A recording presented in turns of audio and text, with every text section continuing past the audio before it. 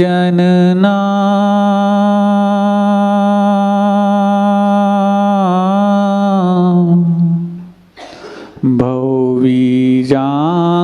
भौवीजाङ्कुरजनना रागाद्याक्षयमुपागता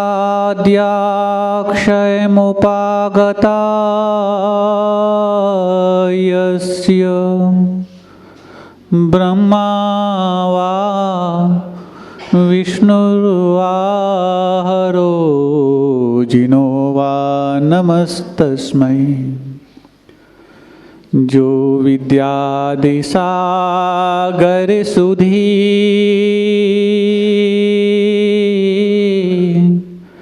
जो विद्यादिसागर सुधी गुरु हैं हितैषी शुद्धात्म में निरत नित्य हितोपदेशी। जो पाप ग्रीष्म ऋतु में जल हैं सयाने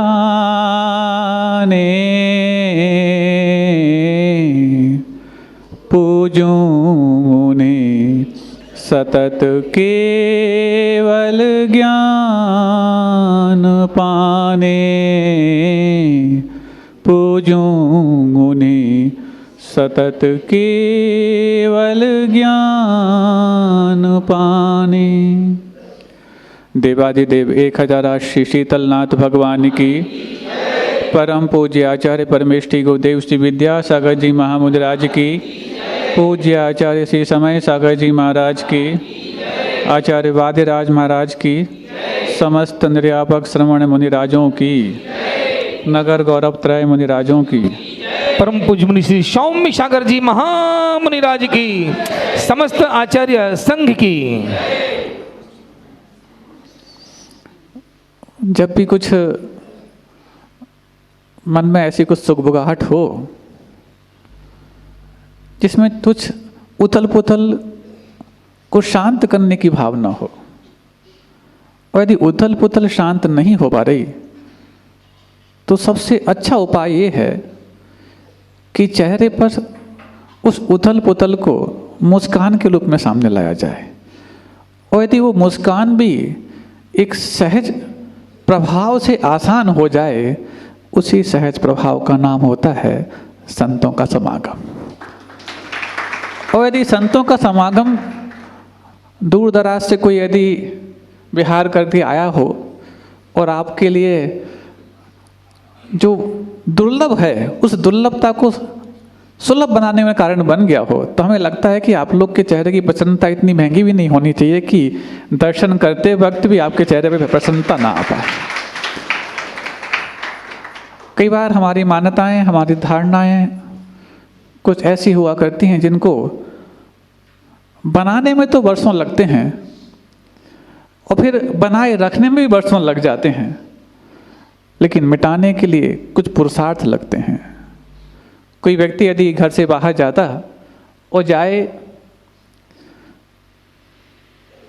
गर्मी का समय है और गर्मी के समय में अक्सर होता है कि वाष्पीकरण जल्दी हो जाता। ऐसे में मान लो उसका घर से साजो सामान ले जाने का मन है, भोजन पानी भी ले गया है और पानी थोड़ा अच्छा लग जाए उसके कमरे में। अब 5-7 दिन के लिए मान लो उसको यात्रा करने जाना है और गर्मी का समय है, स्वाभाविक सी बात है कि सोचेगा कि अब कौन उसको पहुँचे, 5-7 मिनट में अपने आप सूख जाएगा, फिर तो हमें 7 दिन बाद लौटना है।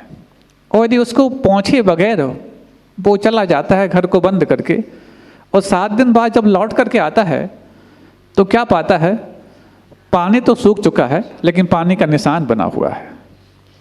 अब यदि वापस से उस कमरे में पानी फैले तो बताओ सबसे पहले वो पानी किस स्थान को कवर करेगा?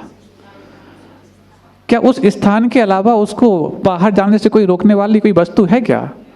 नहीं है। तो भी सबसे पहले वो उसी स्थान को कवर करेगा, उसके बाद यदि ओवरफ्लो होता है तो वो उसके बाहर निकल सकता है, संभव है। ठीक ऐसी ही हमारी मान्यताएं, हमारी धारणाएं होती हैं जो एक बार बन जाती हैं, हम सोचते हैं कि अपने आप मिट जाएंगी, अपने आप ठीक ठाक हो जाएंगी, हम क्यों पहुँचें, हम क्यों प्रयास करें, इतनी तो गर्मी पड़ रही है, काल के प्रभाव से अच्छे अच्छे सूख जाते हैं, मान्यताएं कौन सी बड़ी बात है। और नहीं पहुँचते हैं और वापस से वो निमित्त मिलते हैं तो हमारी सबसे पहले उसी धारणा को कवर करते हैं जो हमने वर्षों पहले लापरवाही पूर्वक यूं ही उसको अलग कर दी थी। बुद्धिपूर्वक यदि उन मान्यताओं और धारणाओं को हम नहीं पहुंचते हैं तो ठीक वैसा ही होता है जैसे वो निशान सबसे पहले अपने ऊपर आए हुए पानी को उतने ही एरिया में पहुंचाता है जितनी की धारणा के रूप में बना हुआ था।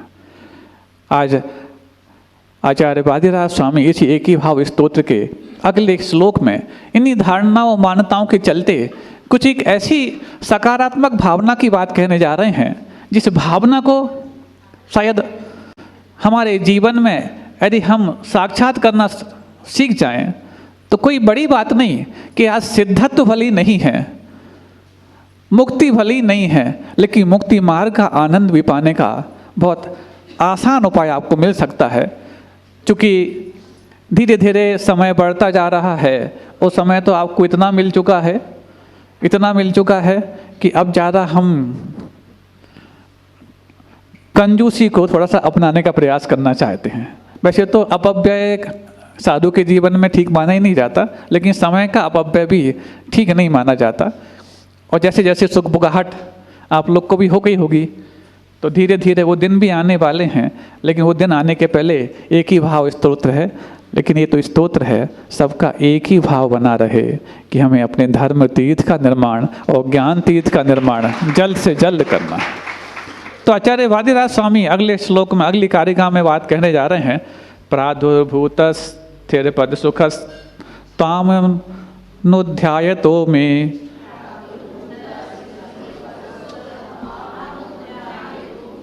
प्रादुर्भूतस स्थिर पद सुखस तामनुध्यायतो में त्वय्येवाहं सैतिमतिरुत्पद्यते निर्विकल्पा मिथ्यैवेयं तदपि तनुते तृप्तिमभ्रेषरूपां दोषात्मानोऽप्यविमत्फलात् त्वत्प्रसादात् भवन्ति प्रादुर्भूतस्थिरपदसुखत्वामनुध्यायतो मे त्वय्येवाहं सैतिमतिरुत्पद्यते निर्विकल्पा मिथ्यैवेयं तदपि तनुते तृप्तिमभ्रेषरूपां दोषात्मानोऽप्यविमत्फलात् तत्प्रसादात् भवन्ति।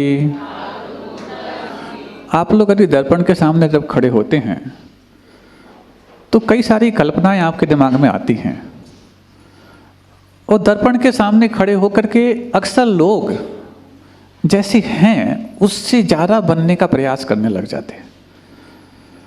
दर्पण आपको दिखाता है जैसे हैं वैसे, लेकिन आप उससे बनना चाहते हैं जैसे हैं उससे अच्छे। ये दर्पण के सामने जो हमारा अभिनय चलता है, ये दर्पण का अभिनय भी होता और दर्पण के सामने हमारा अभिनय भी होता।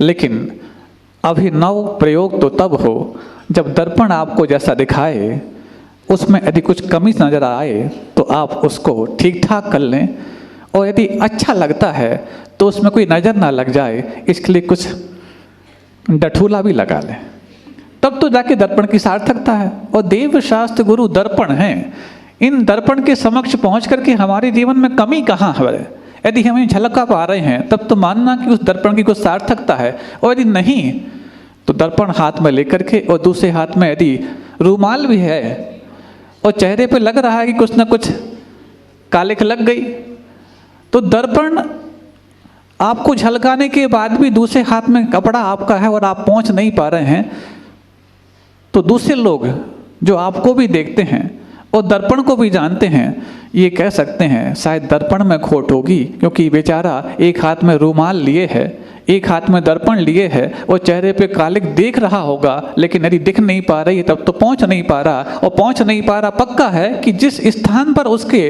इस चेहरे की कालिख को झलकन हो रही होगी वहां पर कुछ घिसावट होगी। इसका मतलब है देव शास्त्र गुरु रूपी दर्पण पर भी आरोप आ सकता है जब उनका पर्याप्त सानिध्य पाने के बाद भी आपके जीवन में कुछ कमियों की पहुंचा पाछी नहीं हो पाती है। तो बहुत गहरी बात है ये।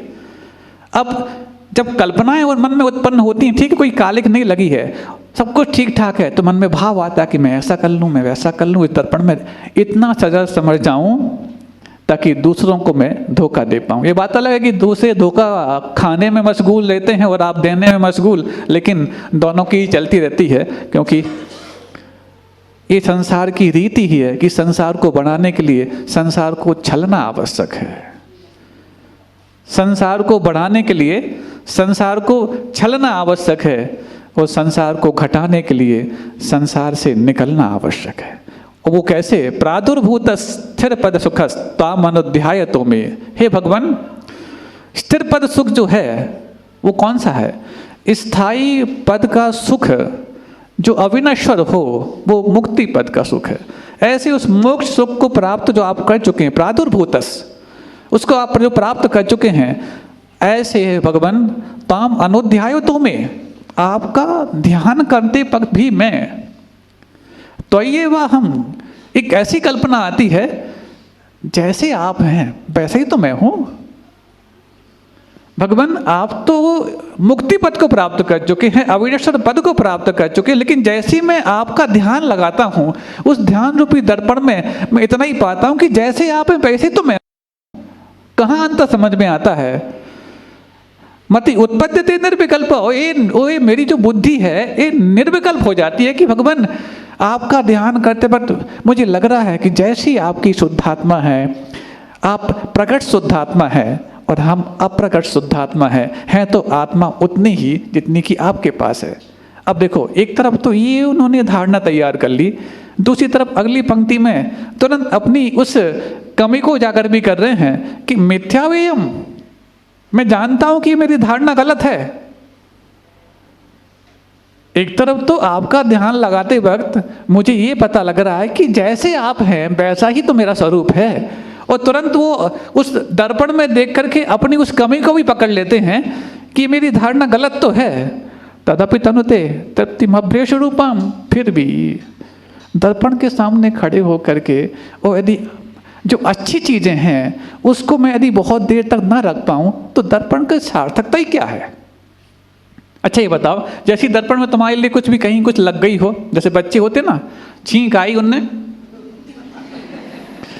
तो बच्चे भी यदि जब तक वो देख नहीं पा रहे हैं तब तक तो ठीक है, जैसे उनने देख लिया कि छींक आने के बाद उनकी एक जो उनने अच्छी जोर से हाथ लगाई है तो पूरी बन जाती हैं, तो तुरंत वो भी पहुंचने लग जाता है। तो जब बच्चा नादान होकर के भी दर्पण के सामने अपनी कुछ भी जो खोट है उसको ठीक ठाक करने लग जाता है, फिर तो अपन बड़े हो गए। और जब बड़े हो गए और जब देख लिया कि भगवान आप जैसे हैं वैसे ही हम हैं, लेकिन ये भी समझ में आ रहा है कि आप जैसे हैं वैसे हम तो हैं, लेकिन हम अप्रकट रूप में हैं और आप प्रकट रूप में हैं। अब मैं अप्रकट रूप में तो हूँ, लेकिन बहुत देर तक आपके प्रकट रूप को देख करके मेरी कल्पनाओं को मैं छोटा क्यों करूं, उसमें कंजूसी क्यों करूं, उसमें किसी प्रकार की मिलानता क्यों लाऊं? क्योंकि जैसे आप हैं वैसा मैं हूं, इसमें मुझे आनंद आ रहा है। और मेरी जो कुछ कमी है उसको सोचने में मुझे अफसोस भी हो रहा है कि मैं इतने दिनों से, इतने वर्षों से, अनंत काल से इस कमी को रखे क्यों हूं। दोनों ही बातें हैं। दर्पण की सार्थकता तो तब है जब कमी को भी ठीक की जाए और उसमें जो हमारे लिए आनंद देने वाली कल्पना है उसको भी तनुते विस्तार दिया जाए। तदपि तनुते तृप्तिमभ्रेष रूपम मिथ्यावेयम, मिथ्या एवं, ये मेरी कल्पना जो है मिथ्या है। मैं जानता हूं कि जैसे आप हैं वैसा मैं हूं, ये मैं कल्पना कर रहा हूं, अभी इस दशा में मिथ्या है। लेकिन इस दशा में मिथ्या होने के बावजूद भी हर दशा में मिथ्या नहीं है। कभी तो वो दिन आएगा जब मैं और आप उसी सिद्धालय में विराजमान होंगे जिस सिद्धालय में आप हैं। अभी तो आप सिद्धालय के देवता हैं। यदि वो सिद्धालय के देवता आज मेरी श्रद्धा के देवता बने हुए हैं तो श्रद्धा के देवता बनने का पारिश्रमिक मुझे इतना तो मिलेगा कि एक दिन जाके मैं भी सिद्धालय का देवता बन ही जाऊंगा। ऐसे तृप्तिम अभ्रेष रूपम, हे भगवान, ये जो तृप्ति है मेरे लिए अविनश्वर सुख की तृप्ति आपकी इस प्रकार की कल्पना कराने में मेरे लिए ललायत करती है। मैं छोड़ना नहीं चाहता हूँ। मैं तो ये सोचता हूँ कि आपको देखूं और मैं अपना इस स्वरूप को पा जाऊं। बाकी में दर्शन तो वही माना जाता है कि भगवान को देख करके आपके और उनके स्वरूप की तुलना होने लग जाए। वो तुलना होने के पश्चात तुलना में कमी कहाँ रह रही है, उस तुलना को तौल करके अपने जीवन में सही कमी को ठीक करने का पुरुषार्थ प्रारंभ हो जाए। क्या ऐसा दर्पण हमारे जीवन में कभी लगा? ये देवशास्त्र गुरु सिर्फ मात्र आपके जीवन में यदि भक्ति करने के लिए, पूजन करने के लिए, वैयावृत्ति करने के लिए हैं तो आपका कोई भला नहीं कर पाए। और यदि आपका स्वरूप दिखाने के लिए हैं और स्वरूप दिखा करके आपका रूप और उनके रूप में जो अंतर है उस अंतर को पाटने के लिए यदि हो गए हैं तो समझना कि तुम्हारा एक बार का भी गुरुओं को प्राप्त करना चमत्कृत करने वाला होगा और अनंतकालीन उस कर्म परमाणुओं को समाप्त करने के लिए विस्फोटक सामग्री के रूप में होगा। आज परमाणु बम तो बहुत मिल जाएंगे, एटम बम मिल जाएंगे, जैविक बम मिल जाएंगे, रासायनिक बम मिल जाएंगे, लेकिन ऐसा कोई भी बम बना हो जो कर्मों को समाप्त कर सकता हो तो बताओ।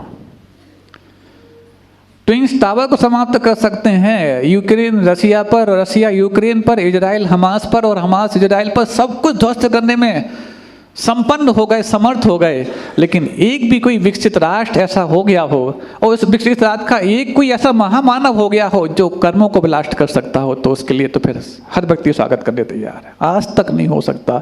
जब तुम कर्म जैसी छोटी चीज को ब्लास्ट नहीं कर सकते तो बड़ी बड़ी जड़ों चीजों को तुम ब्लास्ट करके अपने आप को जड़ात्मा क्यों बनाना चाहते हो? और क्या फायदा हो जाएगा उससे तुम्हारे लिए? दूसरे के अस्तित्व को मिटा करके अपने अस्तित्व को बढ़ाने की जो तरजीह रखता है उसको कभी भी दूसरों की तारीफ नहीं मिल सकती। ये पक्की बात है। आप दूसरों को उठाने की बात सोचो, दूसरों के लिए बढ़ाने की बात करो तब तो ठीक है, लेकिन दूसरों को मिटा करके खुद को बढ़ाए बगैर उतनी ही सीमा रेखा में अपने आप को बढ़ाने की कोशिश करोगे, आज तुम्हें वर्तमान तुम्हारे पुण्य से भले ही माफ कर दे लेकिन इतिहास तुम्हें कभी माफ नहीं कर पाएगा। और ऐसी ही त्रासदियों से और ऐसी ही क्रांतियों से भरा पड़ा पूरा इतिहास है जिस इतिहास को हमने स्वयं अपने अनंत काल में जिया है, भोगा है, और उसके पश्चात जब जब उसको हमने भोगा एक ही संकल्प किया कि अब ऐसा कुछ पुरुषार्थ करूंगा कि आगे जाकर के इस इतिहास को दोहराना ना पड़े। लेकिन इतिहास के बारे में बहुत अच्छी बात ही है, हिस्ट्री रिपीट्स। इतिहास दोहराता है यदि उसको बदला ना चाहे तो। अहिंसा परमो धर्म की, बोधि समाधि परिणाम शुद्धि, स्वात्मोपलब्धि शिव शौक सिद्धि, चिंतामणिं चिंतित वस्तु दाने त्वां वंदे मानस्य ममास्तु।